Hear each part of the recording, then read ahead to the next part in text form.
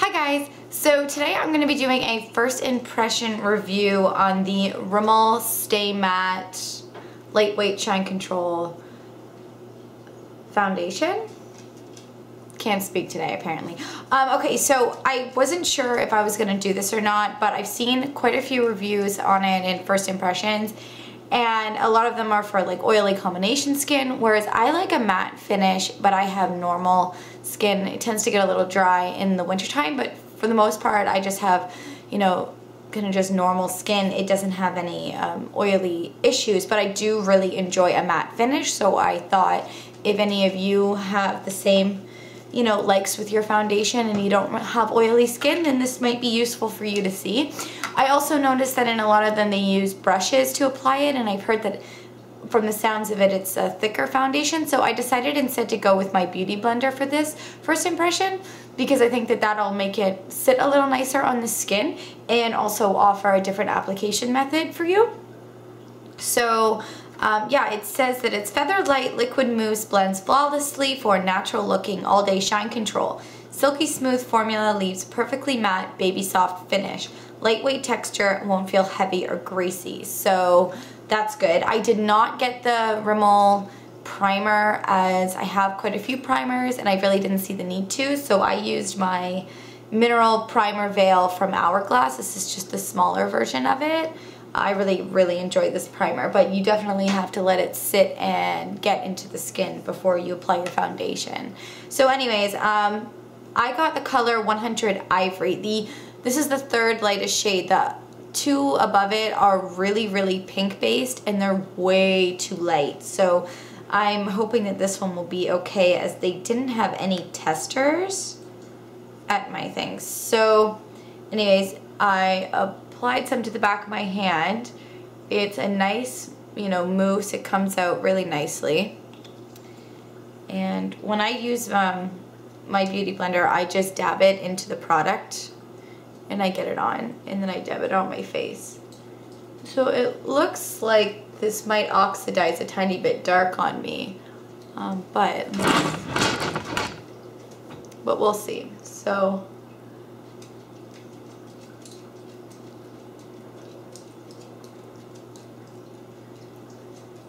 far, a little bit goes a long way. I probably squeezed way too much onto my hand. With the beauty blender, it is blending really nice. I'll zoom in a little bit for you.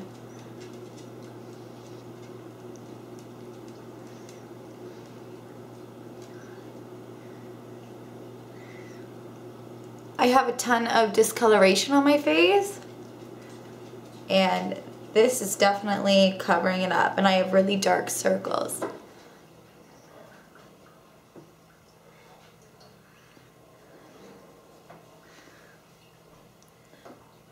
This color doesn't seem like it's going to be too bad, as long as it doesn't oxidize too much. So far with the sponge, it's looking amazing. Definitely a lot better than what I saw using a brush. So I definitely suggest, if you have this and you've been using a brush and you don't like the way it looks, try applying it with a damp sponge or a beauty blender or something of that nature. It is blending out really nice. I am in shock right now. I was not expecting this, to be honest.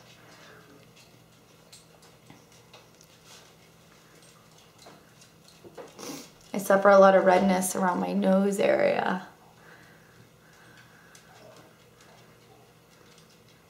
First glance, I am more than pleased with how this looks on my skin. It's setting up really nicely, and it's not really emphasizing my pores too much. I am worried though, as I do think it's going to settle into the lines around my mouth that I'm starting to get, and in this area, as I'm in my late 20s now, and those pesky lines are starting to happen. But this is a close-up version of my pores. In the under eye area. It hasn't really settled into the fine lines, which is good. We'll see how that happens throughout the day. But this area, this line, I am gonna keep an eye on.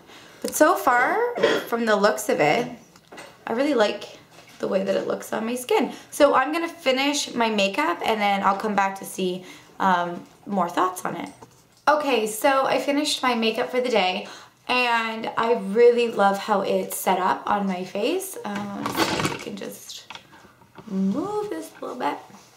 That's perfect. Okay, so it dried. It's not too tacky. I didn't use a setting spray. I didn't use a setting powder. I only set my under eye concealer.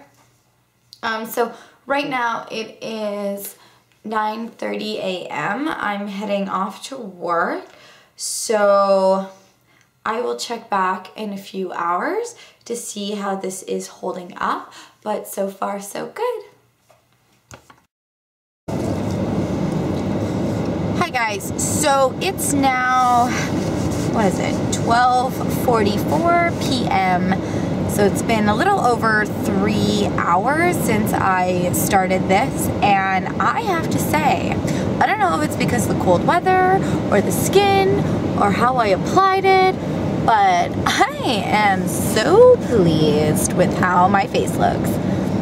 It has not budged at all. It hasn't really oxidized. It's staying super matte. It's not migrating. Sorry about all the zoom. It's not migrating at all.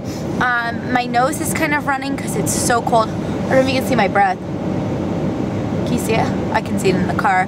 I'm just heating up my car to go to another salon, and I am just so over the moon right now with how this is looking. So far, so good. I'm gonna be doing another update at the end of the day when I get home and let you guys know my final thoughts on this foundation. Hey guys, so I'm back to finish off this first impression, and I have a little visitor right over here. Emma wanted to say hello. She's just hanging out, right?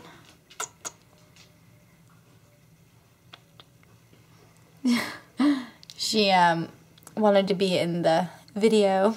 But anyways, so this is how it ended up looking at the end of the day, and I have to say I am so overly pleased with it. The way the sun is shining in and the stuff, it looks darker than my chest, but I'm trying to get a good angle here so that you can see it. Let's see. There, you can see it like that. Sorry about the mess. I didn't have time to put up my divider and you can see my clustered up bedroom, but yeah, I'm really pleased with this. It is exceeded my expectations immensely. I really think that the Beauty Blender was a smart choice for it to go on. So if you've used this and you didn't find that you like the application of it, I definitely would suggest trying a sponge or the Beauty Blender. It seemed to work really well with the style of makeup being so thick. I find when working with a thicker foundation, it is better to use the Beauty Blender because it helps to blend it nicer onto the skin and kind of thin it out a little bit to make it easier to work with so you don't get streaks and it doesn't settle too much into your skin.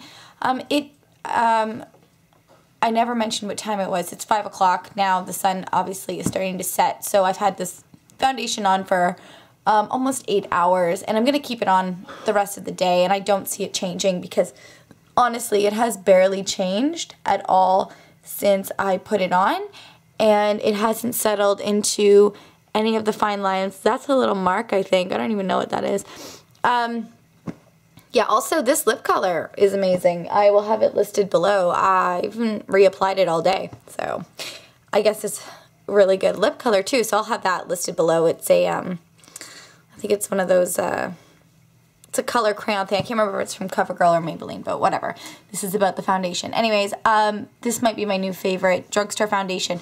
So if you have normal to dry skin, well, I actually would suggest kind of staying away from it if you have dry skin at this time of year, but if you just have normal skin that you exfoliate regularly and you don't have difficulty with oily skin and you like a matte finish to last all day long and not budge, I definitely would suggest picking this one up and giving it a try because I've had a great experience with it And if you have similar skin to me, then you probably will have a really great similar experience with it as well.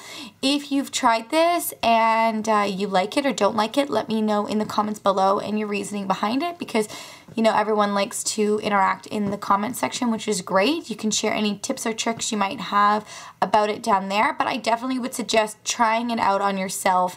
It's one of those foundations that's worth it either way to see if it's going to work for you. So anyways, with that, I'm going to end this first impressions. I hope you guys have a great night, and I'll see you in my next video. I love you. Bye.